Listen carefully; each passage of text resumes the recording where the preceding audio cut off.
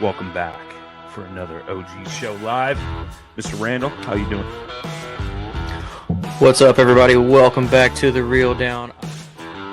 Welcome back to another episode of Bass Fishing for Noobs. Hi, boys and girls. Welcome to, once again, the Bass Kayak Advance. Brother, this is the final cast. Another segment of Chasing the Tide, your saltwater connection on the Paddle Fin. Welcome back, everyone. Another episode of Feather and Fur. Your host, Brad. Welcome back to the Mindset Podcast. I'm your host, Crystal. Hey, welcome back to Off the Water. Happy Susie Q here with Adventures of Outdoor Woman podcast. Hey guys, welcome to the Rusty Hook Kayak Fishing Podcast. We're brought to you by Pelican, built tough for all situations. Go to pelican.com. Eastport Marina on the beautiful shores of Dale Hollow Lake. For all your lodging, kayaking, go to eastport.info.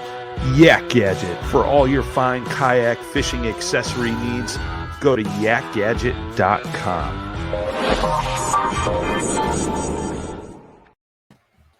Welcome back to another episode of Bass Fishing for Noobs here on the Paddle and Fin podcast. I am your co-host Sean, And I'm Susie Q. Welcome back, Susie. How was your holidays? It was pretty good. It always goes by way too fast. But overall it was pretty good. The weather wasn't too horrible except for today. It started raining, but Saturday was just beautiful. It was like 55 or something like that. So I was just like, man, this is nice. Yeah. I think it actually got in the 50s here too. So Nice. yeah, I got out on the water a little bit. Didn't do very well. Fished for 6 hours or so and no bites. So that was a little frustrating. But it was still beautiful, and I was thinking the next time I would go out, I'd have to wear my dry suit. So I was happy I didn't have to bust that out quite yet. Probably was riding the line between needing it and not needing it because the water temperatures were in the 30 or like high 30s. So Right. Yeah. Don't do as I say, not as I do. I'll just throw that out there. So Right. Yeah. Sorry. Go ahead. I was gonna say I'll probably be wearing it next time. So Nice. Yeah. I actually took a little drive to Banner yesterday because it was so nice, and I was very curious about the conditions and everything. And I was quite surprised at the water level. It was probably 6 to 8 foot below normal. So wow. I was just like, man, this is crazy. I don't think I've seen it that low before. So hopefully we get some much needed rain and snow and whatnot this winter so we can come back and have an awesome spring. So Cool. All right. Well, I wanted to take a second and introduce our guest for tonight. I'd reached out to Brian and mentioned to him that we were looking for a guest for this week. And he's like, you know what? I have an idea of someone you can reach out to. And so he gave me our guest's contact information. I reached out to him and he said, sure, I'll come on. So without further ado, I'd like to welcome Buz Bireline to the show. Hey, y'all. Good to be Welcome, here. Thanks a lot for inviting me. thanks for coming on. Can you? Yeah, my pleasure. No problem. And did I say that right? That's always one of the questions that I forget to ask in the green room is, how do you say your name? So my last name is Bireline is how you pronounce it. I think I should just take the E out and people would figure that out. But family tradition. And my real name's Henry, but my nicknames all start in my family with B. And so I was named after Buzz Aldrin. And now I'm in Florida, close to the Space There you Coast. go. That's Nice. awesome. Yeah. I hate to ask what the other names are, but were you happy with the Buzz? Is there could have been worse kind of thing? My older sister teased me a lot when I was a kid about, Fuzzy Buzzy had no hair. And now it's really true. So Been there, but, man. Yeah, there you go. And then, but when the movie with Buzz Lightyear came out, of course, that made it much more palatable for me. And yeah, I get, Buzzsaw, people get called hammers all the time. So I just prefer Buzzsaw. That'd be fine. There you go. Yeah. Awesome. So Brian mentioned a little bit to me about you. Just he's like, oh yeah, he's a guide in Florida. So but I figured we could dive into a little bit about how you got this far and what brought you to Paddle and Fin this evening. So Yeah, no. Yeah, I appreciate that.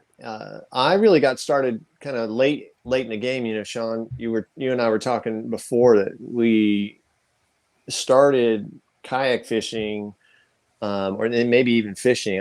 I don't recall your whole story, but I lived in central Illinois, kind of in corn country, and there wasn't any big lakes or anything like that around. And for various reasons, I didn't grow up fishing that much. My parents would take me to a little county park, and we'd do bluegill fishing, and I just loved it. Like, it was awesome, but it was quite a ways from our house. And of course, I'd watch Bill dance, you know, on Saturdays, and always want to go out. But we really didn't have anybody close in our family who did a lot of bass fishing or anything. So it wasn't until college, when I went to college here at the University of Florida, in before I even got a spinning reel, and then with work and so forth, I didn't really start picking up. And it was always on the shore. I didn't. Matter of fact, I can count on one hand how many times I've been in a boat. But outside of, you know, I will now and then, about once or twice a year, I'll take a guided trip with somebody. Mm-hmm. But yeah, so when I lived in Richmond, Virginia for a short time for a job, we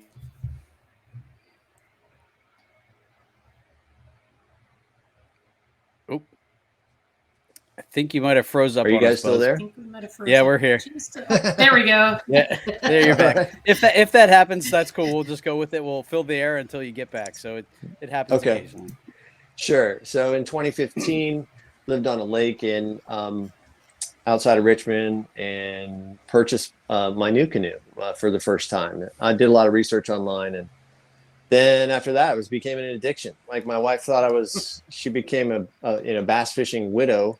Is what she said. She never saw me again. You know, we were on an 80-acre lake. There's only like 20 houses, not even that, on the whole lake. So, you know, busy Saturday was another canoe or something like that on the lake. And that sounds like heaven.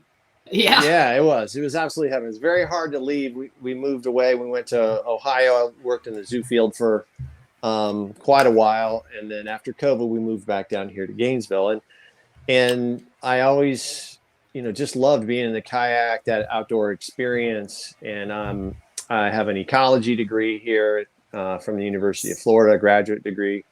So it all started working out together when we came back to my wife's hometown here in Gainesville, Florida, north central Florida, that I thought I'd start, you know, a side hustle as a guide business. And I'm a realtor. So my wife and I are realtors together. She has an interior design firm, and I have as a fishing guide business kind of on the side hustle. So full-time job, I guess, technically, is realty. I'd love it to be the opposite, where I'd have more and more business as a guide, and then be able to just sell a few houses. That's the whole goal, I guess. But right now, realty pays the bills, and the guide business, and I do some tournament fishing, and I was in the national championship last year for KBF and did pretty well there. I mean, it was for me, but I've only really been fishing for a couple of years on the competitive side, and that is maybe that's why I'm perfect for the show, you know, because I still consider myself a newbie, you know, when it comes down to it. So I'll tell you a little bit more about my experiences and what I think, and how I can help customers too, and maybe help a few of you out there. Yeah, no, that sounds perfect. You know, what made you jump right into kayaks? Did you consider boats at all, or, you know, you just wanted something easy to kind of get in and go? Or, well, it was two parts. It was, number one, I worked in nonprofit organizations, so I didn't have a lot of money for a big boat. And then secondly, the lake that I lived on was electric trolling motors only, so it didn't have a boat ramp where I could get into, or even the other residents. So kind of had to haul it through.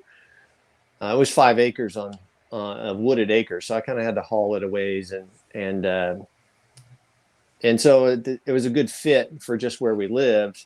Plus, I like that up close experience. You know, I'm on a lot of big lakes here in Florida, and I was just at Orange Lake, and just this weekend, and there's a ton of bass boats in the fog, and I'm just trying to stay off to the side so I don't get run over, or probably even worse is the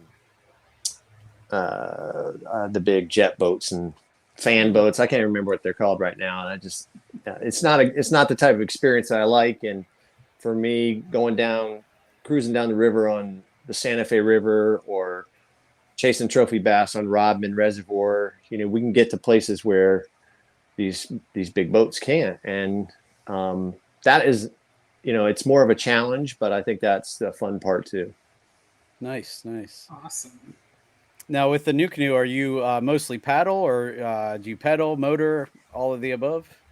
Great question. Being on Team New Canoe, I should probably say, you can pedal, paddle, or power. Thank you for that segue there. No problem. Yep. Yeah. So I always take a bow mount trolling motor. So even if I'm on whether I'm tournament fishing, I have 3 boats. I have the Flint, the Unlimited, and an F12. So I can, lots of advantages for me and for my customers. They're very stable. I can put 2 people on one of the larger boats. I can just be in the Flint or whatever, but any one of those, I can always put a trolling motor on. And I do that because sometimes I have people who they overestimate their fitness levels, especially if going upstream. Mm-hmm. And or it's just it's Florida, so you guys are talking about 55 being your high. Like we still haven't hit that as our low yet. And today was like 80 something and really hot and humid. Yeah, so or just under 80, like 75. So it was so this is great. We don't have a season of fishing, doesn't stop for a while. I mean, I know there's ice fishing and stuff like that up there. You guys can always do that, but when people talk about the different season, especially for central and north central Florida, it just continues to go on, which is it's a good thing. Awesome. Oh, gosh, that sounds like heaven.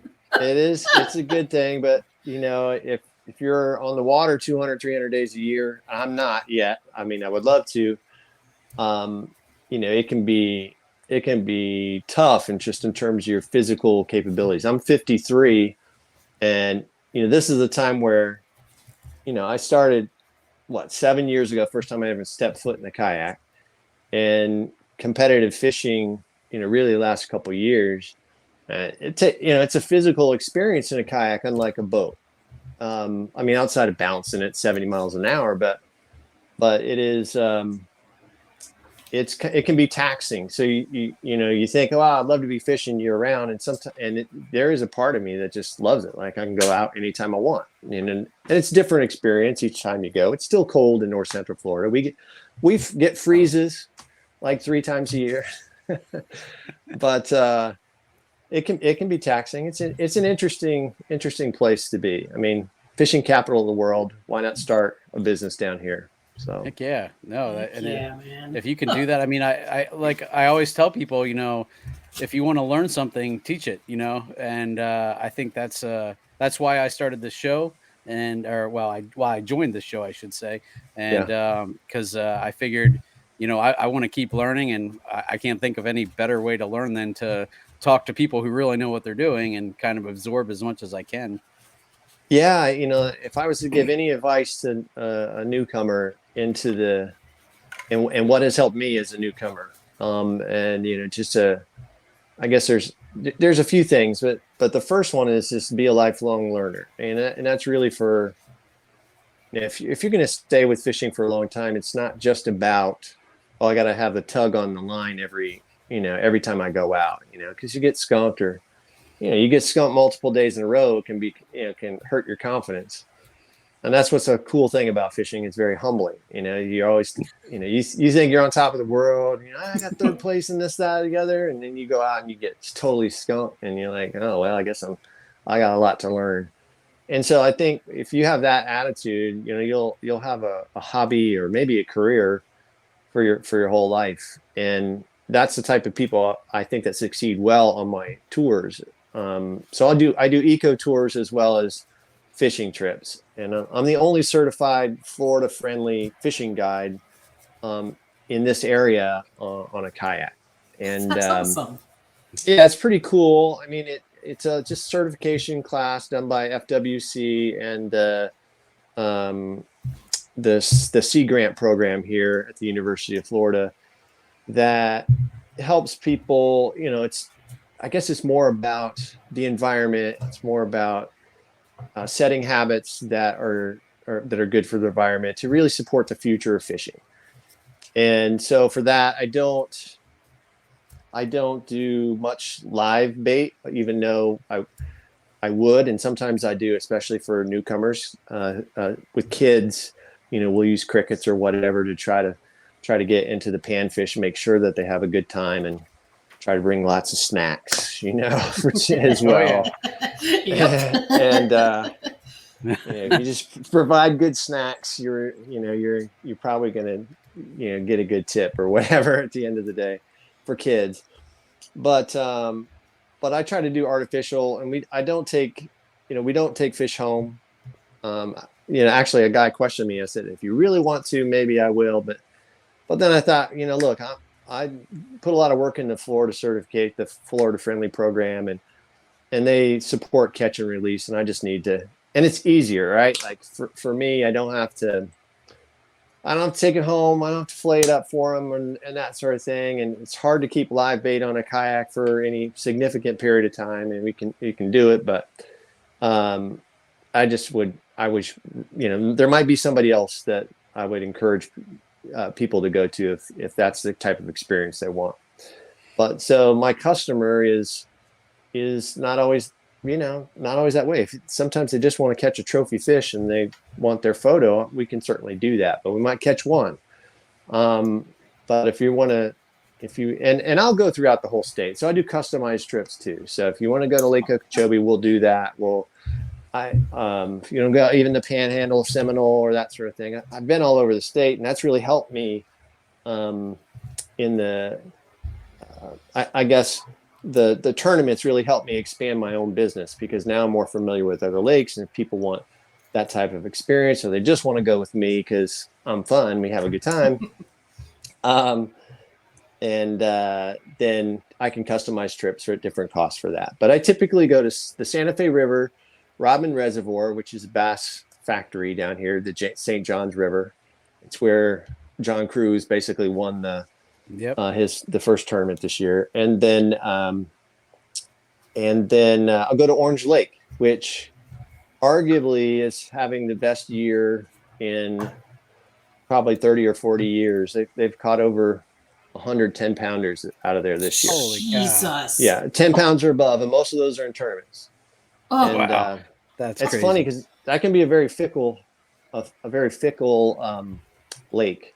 Like, I've gone there and got skunked, but other times, it's just amazing. Bernie Schultz was just there. He did some work. He does some work with Yamamoto,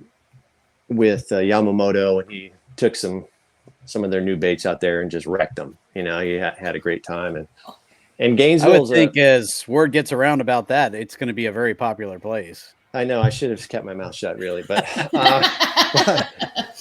it definitely has caught fire, and people are, people talk a lot about headwaters here in Florida, and that has such a tradition. Roland Martin's down there guiding all the time, and it's certainly incredible. But Orange Lake has just had a last couple of years has been fantastic. And it could fall off, for all I know, it could fall off the cliff, and not be as well. But it's a great place. So and it's only like 25 minutes from my house max. Same with Rodman. Same with some of these others. So they're all within about Panosofsky, where the big we just started a Florida Bass Nation here in our a kayak series in our state this year. Very ambitious program, and there's a big bass open at Panosofsky, and that's an hour and 7 minutes from my house. So we've got North Central Florida. You don't hear about it as one of the best places in the state like you hear about Central Florida and the Palm Bay area, headwaters and all that. And so it is a little hidden secret, and I like to specialize in little jewel fish that I call, like, the Suwannee bass is a really unique species that I like to specialize in, and that's on the Santa Fe River. And there's only 2 riverine systems in the whole world that you can find these fish. Now, they're not big. The largest, the world record is under 4 pounds, but they fight like a smallmouth down here, and light. It's an old Florida experience. You got them on light line. The spawn for them lasts a lot longer. Usually goes from January to June because it's all spring fed, and so it extends the season out. And they're really cool. Just a really cool, beautiful fish that not a lot of people know about. So I like to. That's kind of a niche I would love to try to start to build, because that riverine system needs some help, and more bass people could encourage preservation of that riverine system too. So I've got a YouTube page that you can see me fishing on there. So if you want to see an old Florida experience, you can go to that. Kingfisher Kayak Adventures. That's my name of my company. And you can check that out. It sounds like definitely. Go ahead. Sorry, what did you say those fish were called? They're called Suwannee bass, or Suwannee. Suwannee. It depends if you're from the South or not. How you say it, but yeah, they're really just an amazing fish, and they feed primarily on crustaceans, and they'll eat other things, and that kind of leads into something else that I would say for a newcomer in Florida. If you're a newcomer, all you have to do is pick up a worm and you can catch fish. Like, there's so many different ways to catch fish here, but if I were to give anybody advice on artificial fishing, like to get started, how I start and how you can do well in Florida, is you can grab a Senko, Texas rig Senko, or a wacky worm Senko with a spinning reel, and you can have a blast all year long.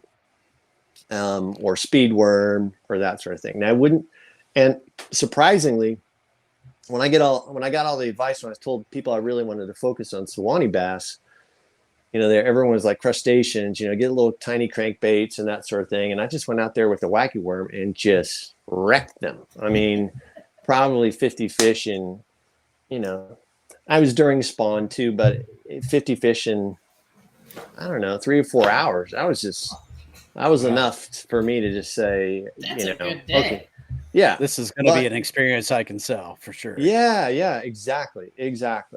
I will say it's, in the river, just like anywhere else, it's a little more challenging, because now I'm trying to teach people while they're floating away from me.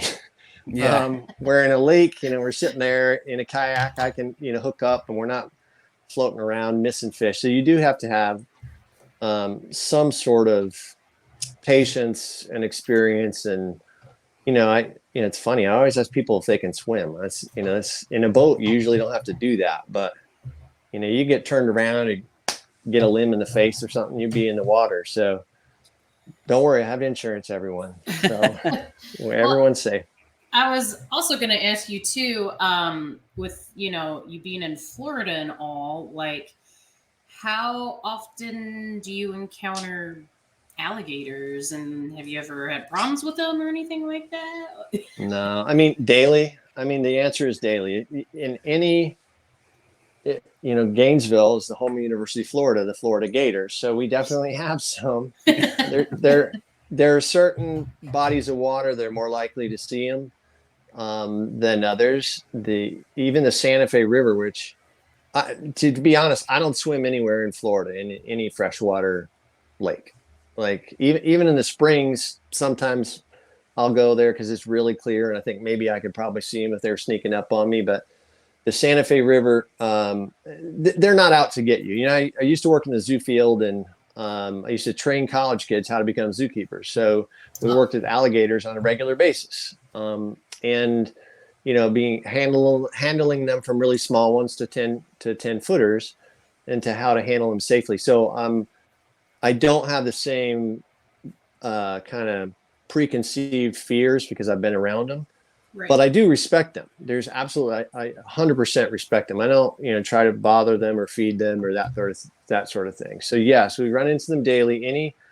Any little spit of water could have an alligator, on the side of the road around here. And, really all the way up, up to North Carolina is where it's kind of the North Carolina, Virginia border.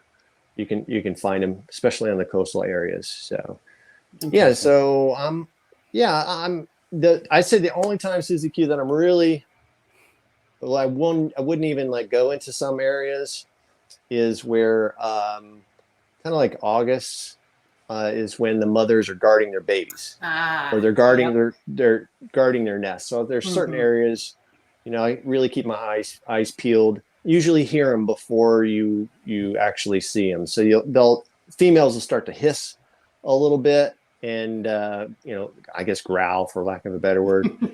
And then you know how to get away. But you do see videos of them, people of them hitting their boats or that sort of thing. A lot of times the gators are just trying to get away. Their job is to get out of the water or get off of land and into the water. And if you're just in the way, they're going to hit your boat. So I've never seen one try to go into a boat or try to, they're not trying to eat you. But next time you have Brian, you're on a podcast with Brian, you'll have to ask him about that, because he's one of the biggest no, not happening kind of. Yeah, I mean, a lot of people, there's a lot of people more afraid of manatees than there are alligators. Oh my God, I would love to like swim with manatees, man. Like, oh my God, that would be like heaven for me. It's pretty cool. I do a great experience at Ocala. Really, the Silver River is an awesome experience.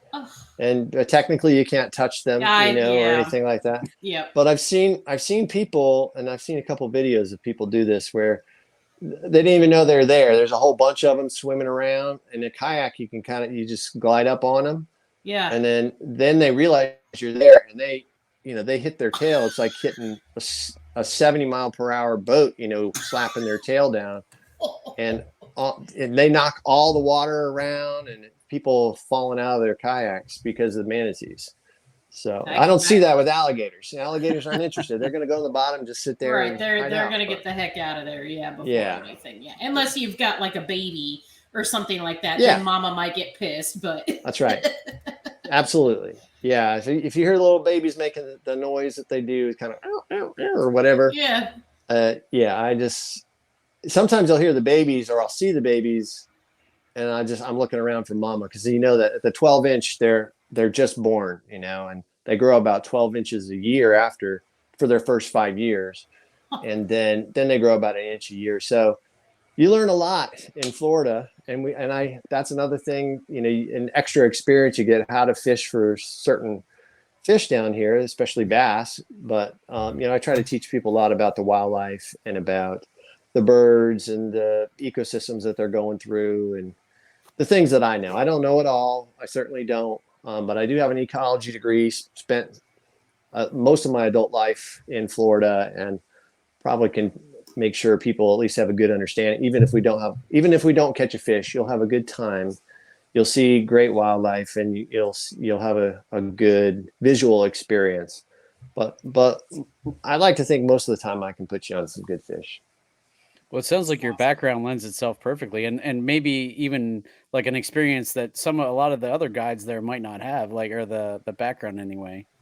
Well, and there's no kayak fishing guides in my area, so I got it locked down, So there you go. There you go. It's pretty good until somebody else picks it up. But go ahead. I was going to say, would you say that your clientele is more people looking for a different experience than the boat experience, or it's a good mix, or how's that?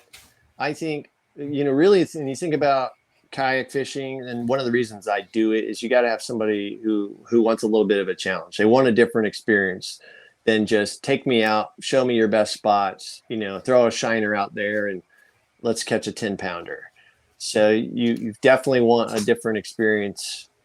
And that's why that's why I have a little niche going here. It's not as popular, I would say, as, I will tell you, if you want to go catch trophy fish, on shiners, Sean Rush, with, I can't remember. I think it's Rodman Expeditions. That's not the right name, but it's Expeditions. He's a guide here. He is awesome. Like he does this more than 300 days a year. He's exclusively at Rodman. He's got such a client. I would love to have the experience of having his his number of clientele that he does, but my experience is just way different. There's just not as many people who do it. Now, the good news is I can probably charge a little bit more. Right now, I don't, but if I get more and more customers and get really, really busy, I could probably start charging a little bit more because my experience is different. So I like to think it's a good fit, but I need more customers. So get out of the snow, come down to Florida, and vacation down in Florida.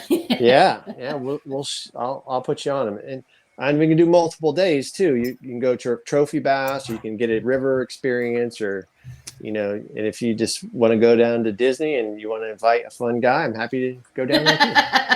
That's tempting. I'm actually heading to Disney in June, so I might have to stop by and visit you. Yeah. Well, I would love to have you, but in June, golly, why do you want to be hot? It's I'll tell you, my wife is a teacher, and she didn't want to go during school.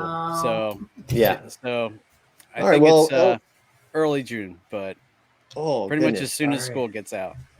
All right. Well, you'll need a break after that experience. So go to North Central Florida, and we'll go down a river where you'll be somewhat quiet. That sounds awesome. Hold on, I just have to plug in my laptop because it's going to die here. Sorry about that.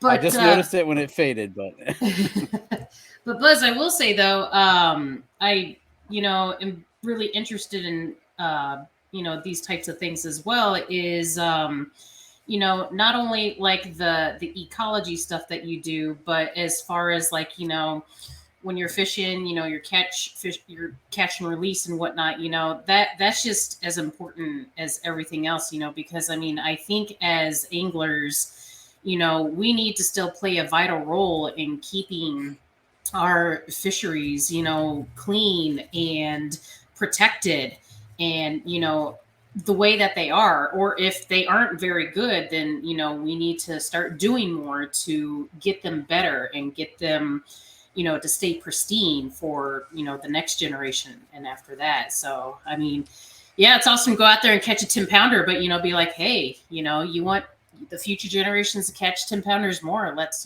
protect this even more. So I think that's awesome. Thank you, I appreciate that. I think just like working with any kids, and this is for the adults too, once they have the 10-pounder in hand, that's the emotional experience, right? So if you can get a few words in besides, look at how amazing it is, let's take a picture and that sort of thing, I think they'll remember that. But I try to get that message to them first. Like even, as we're prepping, I'm not perfect, I'm not this total green freak sort of thing. And there's nothing wrong with that either, right? I just, what I try to do is just try to provide some common sense, and to help people, just love it as much as I do. And I want it to last. My lovely wife, Claudia, and I, we don't have kids, and I work with a lot of kids. I do fishing. There's University of Florida has their research ponds, and they have a family fishing day every month out there for about 6 or 7 months, part of an extension program at University of Florida. So for me, that is such a great experience. I go out there and volunteer and help people, put fish, take fish off. If they catch a turtle, I, help the turtle, that sort of thing. But it's a really awesome experience, and it really meshes in well with kind of expanding this part of kind of my personal need and want for people to enjoy the outdoors. I didn't know I knew I wanted to be a leader when whatever I did, and the zoo world was definitely an amazing part of my career. This is just another outreach for that, where I can help people enjoy the outdoors. And I just happen to love fishing. Maybe it's a good thing I didn't have the early experience of, competitive bass fishing in high school or that sort of thing, because maybe I'd be burnt out by now. I don't know, but so you just never know how things work out. That whole I don't know that I'm going to mess up the whole quote, but the Rick Clunn quote about how, never believe that your best moments are behind you. He's such an amazing amazing angler and has such an awesome career, is still enthusiastic about it, deep into his 70s. I don't know. Sorry, Rick, if you watch this, I don't know your exact age, but I'm guessing you're in your 70s. Maybe you're not deep into your 70s, but yeah, I got such great respect for that, but it also is fitting, for my life starting so late in the outdoor arena. And if it wasn't for folks like Blake Young at, a little shout out to a few of my, I wouldn't call them sponsors, they're partners, right? Nobody's paying me except for my customers to go fishing. So, I'm just like everybody else. I have these awesome partners with St. Croix Rods as a guide, and New Canoe. I've been on Team New Canoe for the last couple of years and have great experience with them, and a variety of others that I probably mess up if I forgot. But they're on my website. You can check it out at kingfisherkayakadventures.com.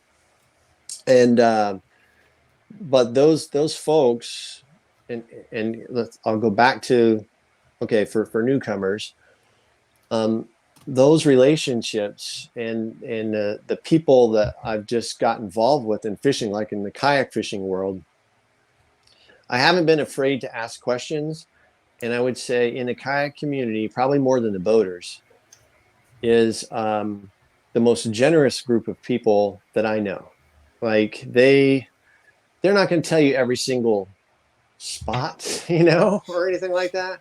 And I'm never asking for that, but I am asking how to get better. And when you see that people are really interested in sharing how they caught things, what they did, what technique they used, and in a very short period of time, and thank goodness for the internet, I've been able to get a lot of, part of it is my attitude about learning, but I've been able to get so many different great skills out there and learn a lot from the people I've been with and online. It's been, when I look back in the 70s, when I asked my father, hey, I just watched Bill dance. Let's go, catch a big bass. He knows nothing about bass. It wasn't even in his spectrum, right? So he's like, oh, I think you should go play baseball, go run around the block or something like that.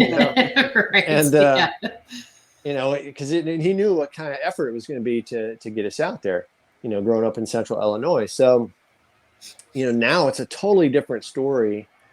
And that's what I would say for newcomers. If you like it, just don't be afraid to ask people. There's so many generous, especially in the kayak world, so many generous people out there that are willing to share for free. They get nothing out of it except for the joy of watching somebody enjoy the outdoors.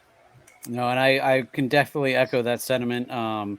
We have heard it a ton of times. I don't know how many shows I've done, but the kayak community is a different community. Yes. And it tends to be more close knit. Now, with every community, there's always going to be some people that aren't that way, but across the board, more often than not. And that was one thing that I almost regretted not getting into it before, because I went into it just having had a little experience around, people who kind of took their fishing very seriously. And I totally felt like, well, I don't want to mess up anybody, or I don't want to steal anything from anybody.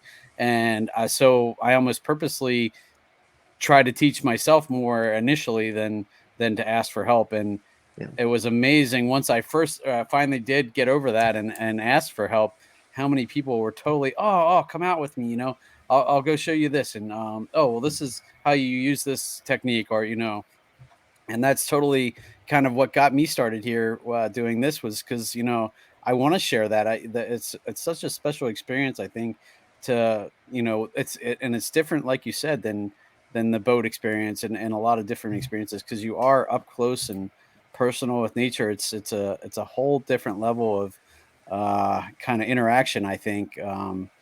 It's like you said, it's more physically, there's a physical aspect to it of getting to those spots, and the work that it takes to do that, and just all involved. I think it's such a special thing. And I know all the hosts here at Paddle and Fin, part of the reason why we do what we do is because we want people to feel that experience and get hooked the same way we did. And You know, Yeah, I mean, it sounds like you're right up there. So yeah, the young people really don't know how good they have it with the internet. I mean, it was once a week with Bill Dance and Roland Martin, right? On a show that hopefully, you know, wasn't canceled or whatever.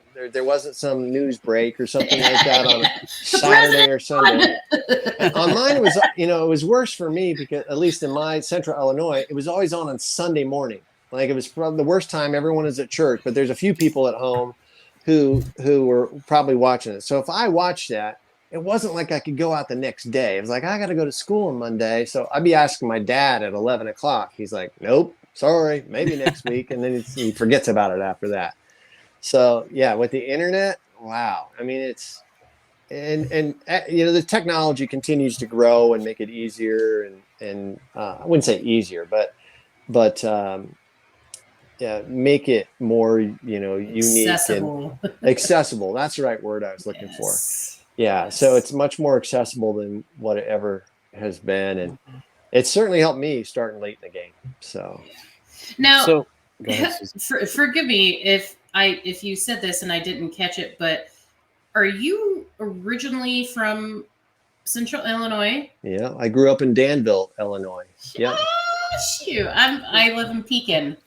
Oh yeah, that's awesome. Outside Peoria. Yeah. I was just like, he keeps saying Central Illinois, and I'm like, yeah. So prior to Lake Mingo being there, and it didn't get there. It's a newer lake. There's really nothing. I mean, there's nothing in East Central Illinois. No. Our own Lake Vermilion. So you could go to Lake Vermilion. Yep. But that was you had to have a boat. There's really only, you know, all the way around it was at the private property. You couldn't really bank fish from there and that sort. So, you know, I didn't really know anybody who, you know, wanted to take me out on a boat. And I wasn't really asking either. I guess I didn't, you know, as much as I loved fishing for bluegill, I didn't even understand bass fishing until even college, probably. Mm-hmm. So.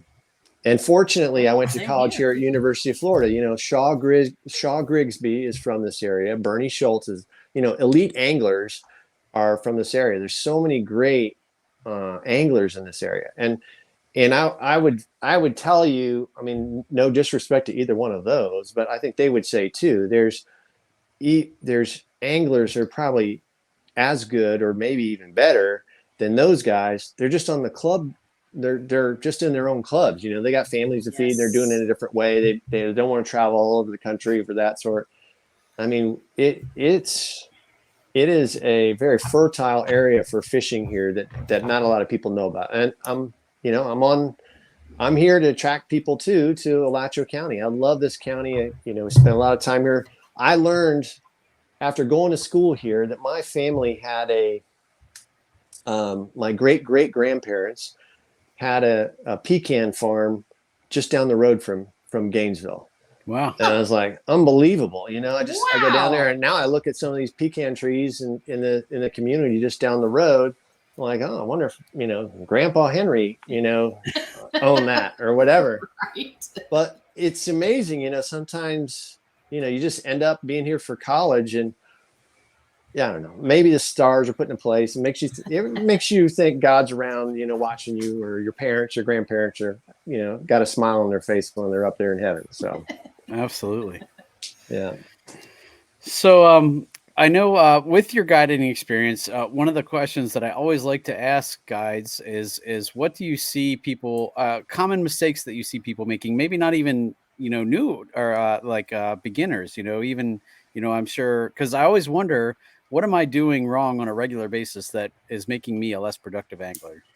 Yeah, you know, so fishing with the worm, you know, I think, you know, since I brought that up before, is probably the first thing I would tell people. So they try to work it too much, like they want to give it all sorts of action, you know, and you know that's why I like the wacky worm, because all you got to do is throw it out there and just let it sit there, you know, just dead stick that thing, and you know let the fish finally decide, you know, to either pick it up or not. And they're you know, after the first shake or two, maybe two, then, you know, reel it back in and throw it out there. People think that it's so slow, and yes, you know, waiting for the wacky worm to flutter down there is definitely slower than if you're throwing a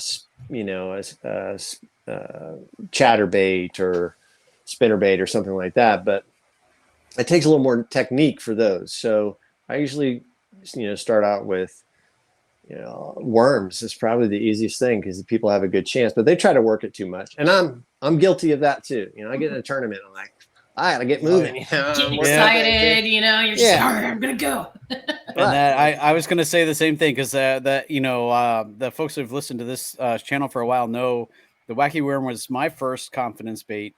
Yeah. But even I was totally guilty of screwing that up, especially, it's 6 o'clock and the sun's starting to set and I know I got to start heading back and, I might not have caught as many fish as I want. And all of a sudden I'm working that thing way too fast, Yep. Cast. Oh, no. Cast again. No. Cast. And before it's self-defeating really at that point.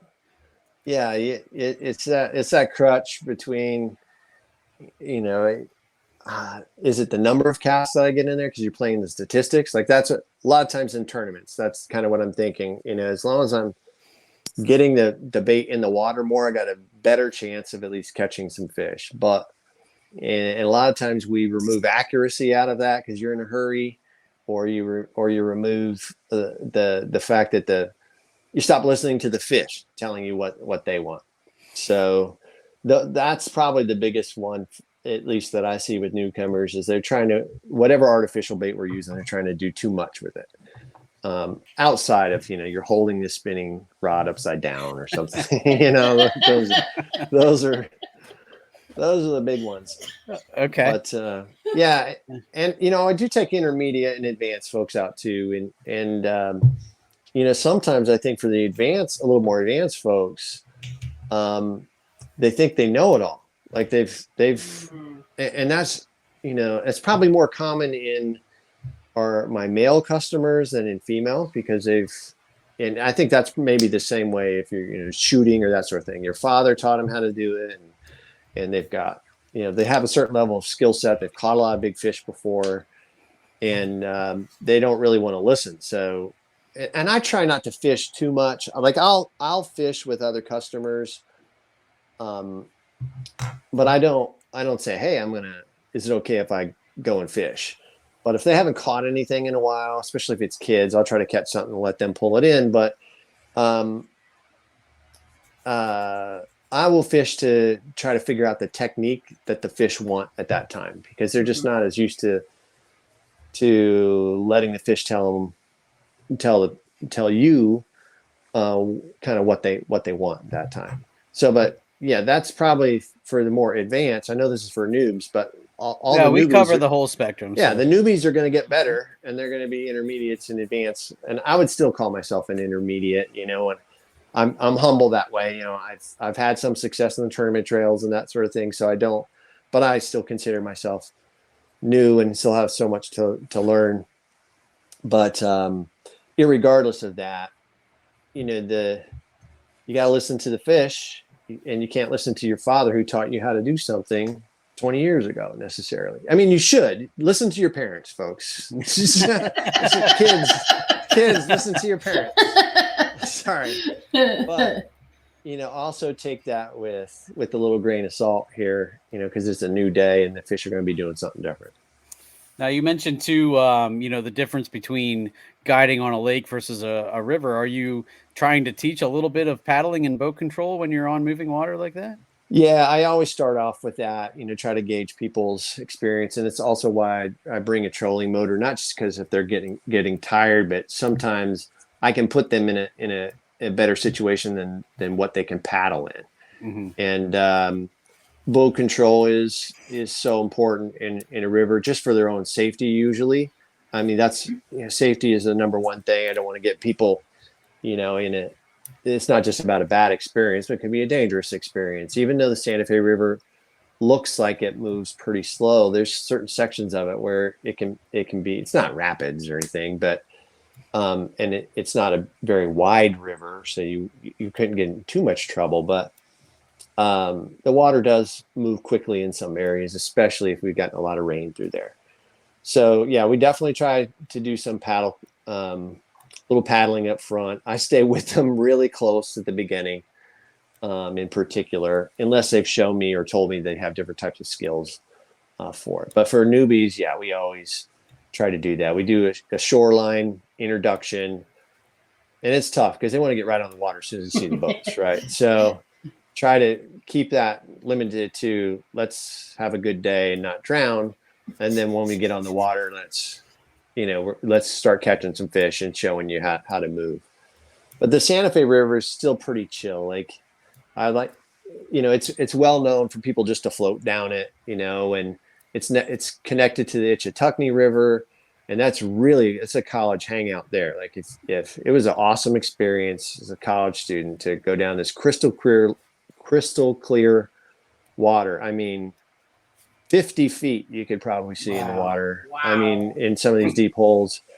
And, if somebody wanted an adult beverage, I'm sure they brought it along on their, on a raft and that sort of thing. Floating cooler kind of thing. Yeah, exactly. It's a great experience. It's just not, I'm too old for that stuff now, but at the end of the day, it is an awesome experience, but it's a good fishing experience too. People don't think about that. But it's different. It's different than the lake. Like the lake, you could float around, and that is a totally different. You usually got to go find the fish, and certain sections of the river I know really better than others, and I can almost tell you, not quite, but almost tell you, where they're going to be and how to fish for them. But the boat control is so important because if you're trying to fish behind, an eddy that's behind a fallen branch or fallen tree, you got one or two shots at it. Really, if you don't have good boat control, you're going to keep moving down the river. Looks like Sean froze up there a little bit on my computer. You there? I'm here. Can you hear me? Yeah, we're good. Okay, cool. Interesting. So, and you mentioned, not seasons so much. So, do the bass move around? Like on the lake, you said you have to find them, but in the river, like here, we have wintering holes and that kind of thing. But do they generally, if you find them, in January, are they going to be there in June? No, I mean that's one of the things that I'm trying to do for the researchers here at University of Florida and other colleges is when I make a catch, I try to record where it's at, the GPS location if I can, and that's part of my experience with the guests too. I don't do it for every fish that we catch, but if we catch a pretty good one, or even some small ones, or we only catch one or two in the day, we'll still measure them out, try to get a girth on them, and provide data to the researcher because they really don't know where they go in every month. So they have good ideas, and I have some good ideas, but there's no technical data that really. I mean, they follow the bait, right, and the crustaceans. And if you get a big rainstorm up near Okefenokee Swamp in Georgia, you could get no rain here in Gainesville. You get a big rainstorm there, and now the water is really moving. And so flow rates are pretty significant for the Suwannee bass and that's what they believe, what they're doing and how they're behaving. They're not so much, moon phases or even the season so much. So like sometimes in September, they've seen after a big hurricane rainstorm, and now the water's finally settling down, so it's not as muddy in there. They'll have a certain number of fish start spawning. They'll start bedding up and so forth, which is really unusual. Like, why are you doing it this time of year? It's totally off. We're way past April, May, and June when you would be really doing it. So they think that now the flow rate has changed so significantly that it's triggering these fish to. Hey, we're gonna spawning season. Yeah.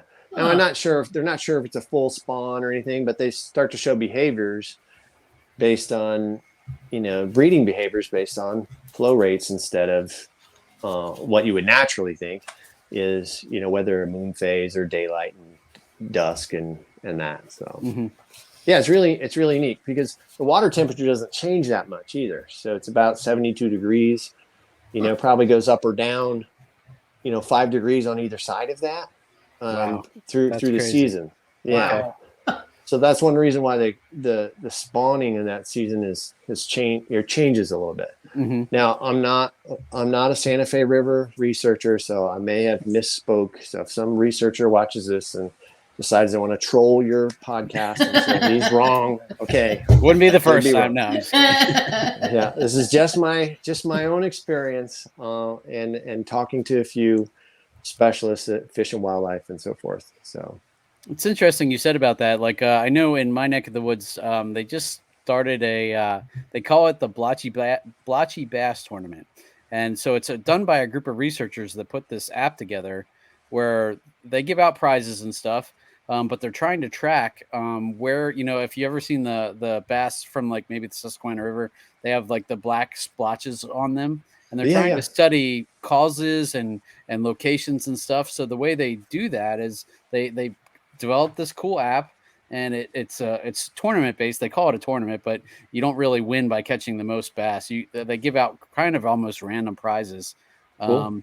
But you take your photos, you measure, and it takes your GPS through the app, and it all goes to this research through I forget who does it, but yeah, it's really neat. Send me that, man. We could start that down here. That'd be really totally good. should. Yeah, I will send you that. So let me put a note here to remind myself of that. But I'll send you that in Messenger. What an awesome idea. And I could maybe get a little more business from that too. So that'd be there you go. There you go. I'm waiting for the day for companies, and I'm sure there's somebody who may have trialed or something like this, but I don't know if you guys ever saw like the specials during Shark Week when they went out and tagged certain sharks or whatever to track them. And I'm just like, why haven't we done that with like, bass and stuff like that to really, truly like learn their behaviors and learn where they really go? Like what happens when a bass is, caught on a big lake and, taken and dumped out in this area? Does it find its way back? How soon does it find its way back? Like what, all these different things I'm just curious about. Well, I think it does happen. I mean, the University of Florida Fisheries Department, I would say, they're my guide point on that. But I don't think you hear about it much in the bass tournament, or, it's just not.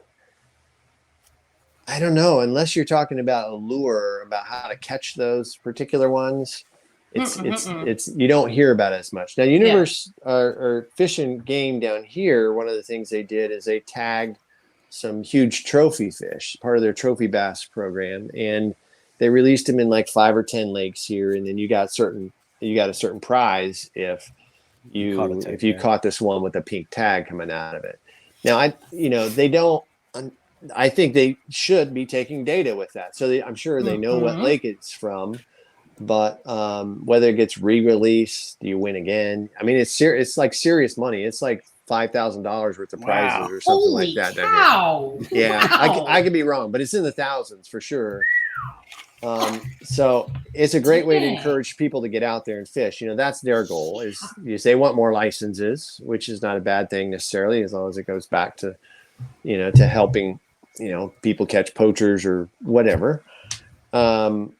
And to help expand the clientele as well. So, but yeah, I would love to. I think that's where, and don't get me wrong, there are Florida friendly certified guides who do the boats as well, both bass, and you see it mostly in saltwater here. In our state, and they're really good. And part of our responsibility is to, it's a volunteer responsibility, but is to help share information and data if we can. So I just don't. I'm in the central Florida, so going 45 minutes to an hour just to get to the coast is just not a good business model for me. So I try to stay a little bit local. Well, I haven't had as many customers lately, so maybe I will have to go to the coast. I don't know. There's more tourists there, maybe, so I could consider that. But I love inshore fishing too. But yeah, I just I stay where I'm happy, which is freshwater right now. Yeah. I would think that would be a whole another learning curve altogether too. Jeez, yeah. Just we have Dustin. Dustin does our saltwater segment, and listening to his show, I'm just like, yeah, I have so much to learn about inshore fishing.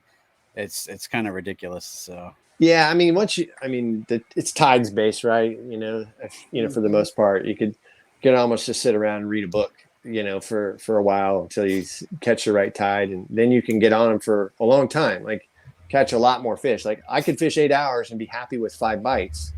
There's a lot of inshore fishermen who are like, what? Why do you do that? This is a total waste of time. I need 50 bites in an hour or something. And so I respect that. I can appreciate it. It's just not same type of experience when I'm out there and I'm not getting any bites. I'm enjoying watching what the eagles are doing, or, trying to figure out how the wind is, maybe changing where these fish move. So constantly mentally having a conversation. So, it's funny because my wife says, even when I'll be driving, like I'll drive down to Okeechobee. It's like 3.5, 4 hours down there. And I never turn on the radio. She's always asked me like, why don't you listen to the radio? Because I'm on the phone with her or something, she's asking if I'm safe. And, I'm just like, because I'm thinking about fishing. I'm thinking about where I'm going to go, what I'm going to do, how I'm going to do it. Did I tie this correctly? The FG knot? How many times did I screw that up? All that. So yeah, I guess, it's part of that dopamine rush that just continues to go, even when I'm not on the water. But yeah, that's what I mean. It's a different, and if you've been on a kayak and if you've been involved with kayak fishing or do what you guys do, it. I mean, I guess it's not an addiction unless you're trying to quit, and I'm not trying to quit. So. Right. Why would I quit at it? I'm good at it, Yeah. Yeah. So it's not really hurting anybody. Maybe my wallet a little bit, but that's okay. Yeah. All right. I like to think. Go ahead. No. So I like to think maybe I'm helping other people stay employed by buying all their lures. So. I'm definitely doing a good job. I'm putting some lure makers' kids through college. I'm pretty sure. Yeah. Yeah. All right, Buzz. Well, anything else you want to cover? I know I want to give you a chance to just shout out, like you said, where folks can find you again, just to make sure. And for any of you guys listening who are interested in looking Buzz up, we'll definitely have all the links and stuff in the show notes. But there you can see in the background there. Yep. Yeah, my phone number is 352-448-8101. That's my business number. And KingfisherKayakAdventures.com. It's the same thing for my Instagram and my Facebook accounts. I have most followers really on my personal Facebook accounts, Beeline Fishing, but I spell it a little different. It's BEELINE Fishing. That's on my Instagram page. That probably has the most followers, and I try to lead people to Kingfisher Kayak Adventures. I actually post on my personal one because that's what I started with, I guess. Before I probably do that more often. Or Buz Bireline on Facebook. So just look up Buz Fishing or something like that. You'll usually see me. I have just started a YouTube page not too long ago, and that's Kingfisher Kayak Adventures as well. I have a couple more getting ready to post out, but Team New Canoe, certainly want to thank them. Been very supportive of my career in fishing. The dealers that I work with here, Rum 138 here in the Gainesville area, Beach Basement Kayaks, and St. Augustine Paddle Sports. Those are the ones that I kind of try to support because they all sell new canoes here. Then, the Florida Friendly Fishing program with the University of Florida, and supported by Fishing Game. Here's an important one to me. Gill Fishing, St. Croix rods. They've been very generous with the field guide program there.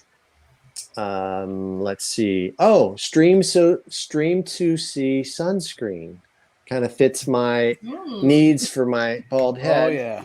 But that is also Stream to Sea, so you can get 20% off if you use Make a Beeline to Make a Beeline is kind of my discount code on that. But that is the only proven sunscreen, and I mean tested and proven, not to kill fish or harm coral, All these others are supposed to be reef safe and so forth. They've never been tested for that. They just make that little statement up. Mm-hmm. But I would highly recommend. It's a little more expensive, but it really works well. So if you don't want skin cancer and you're in Florida, which there's a lot of it, I would recommend that. Or just get a great hat like the Shelta hats. Shelta hats has been a company that I use, that I've been using for a long time.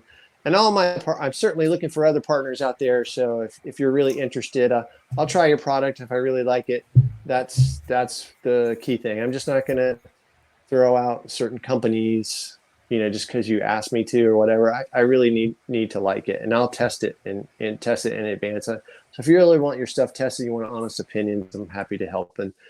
And gosh, I could be forgetting someone. I do apologize if I've forgotten somebody out there, but you can go to my website and see my partners. They're all on there at kingfisherkayakadventures.com. Awesome. Cool, man. Well, thanks for all the great info. Yeah. I will seriously, if I can talk the wife into letting me escape a little bit while I'm down that way, I might look you up in June. So hey, and you don't have to come all the way up here. I can come to you if you're in the Orlando area. You just have half a day or something like that. We can pick up Harris Chain or something else that's around there. I know some other spots, so I can come to you. Yeah, after a week straight of me, they might be sick of me, so that might be a good yeah, they might send you to me. Right? Get out of here, Sean. Either that or like, if you talk about wanting to go fishing down here one more time, Yeah. Cool, man. Well, again, thank you so much. Thank you for kind of the last minute. And I always tell folks I hate doing that to them, but you were like stepped right up to the plate and you're like, heck yeah, let's get this done. So I truly appreciate that too, because that is super helpful. So hey, I'm happy to do it. Whether it's this subject or it's a different subject, let me know. Anytime, happy to do it. And just trying to help support back the people who supported me. Brian Schiller, as soon as you told me, hey, Brian gave me your name, the answer is pretty much going to be yes. He's been a great Team New Canoe member and a good friend, and I hope you guys like him too. Oh, he's all right guy. He's all right guy. Good. I'm glad to hear it. He's awesome, dude. Good. All right, guys. Well, thanks again for coming on. If you're interested in checking out Buzz, make sure you check out the show notes for this show. And Susie, do you have anything else? No, that's pretty much all I got. Thanks again, Buzz. Happy to hear about all your awesome adventures and everything. And wish the best of luck to you. Yeah, likewise. Enjoy the peak snow. Like that's a thing. Yeah. Yeah. Come on down and see me. Thanks a lot, guys. Yeah, thank you so much, Buzz. Best of luck in future endeavors, and look forward to having you back on at some point. So I love that. Thanks. All right, guys, this has been another episode of Bass Fishing for Noobs, where we bring you the techniques, the tricks, and the tips to help you rip more lips. Until next time, have a good night. Thanks for tuning in to another killer episode here on Paddle and Fin. Be sure to drop a 5-star rating, a thumbs up, or smash that subscribe button on any platform you're listening in on. Be sure to check us out on Waypoint TV, waypointtv.com. Make sure you sign up for the Fantasy Kayak Fishing League at paddleandfin.com/fantasy. You can support this show through Patreon, patreon.com/paddleandfin. Don't forget to check out the website, paddleandfin.com. Catch us on YouTube. If you got a question, comment, or want to see a future guest on the show, be sure to email us at paddleandfin@gmail.com. Shout out to our show supporters, Yak Gadget. You can check out all the fine kayak accessories at yakgadget.com. Pelican Professional. For all your cases, coolers, and lighting needs, go to pelican.com. Rocktown Adventures. your Midwest premier paddle sports destination, go to rocktownadventures.com. Eastport Marina, the beautiful destination on Dale Hollow Lake. If you're looking for lodging, kayaks, kayak accessories, or anything fishing related on the beautiful Dale Hollow Lake, go to eastport.info. And Jigmasters Jigs. When in doubt, get the jig out. Go to jigmasters.com and fill your tackle boxes today.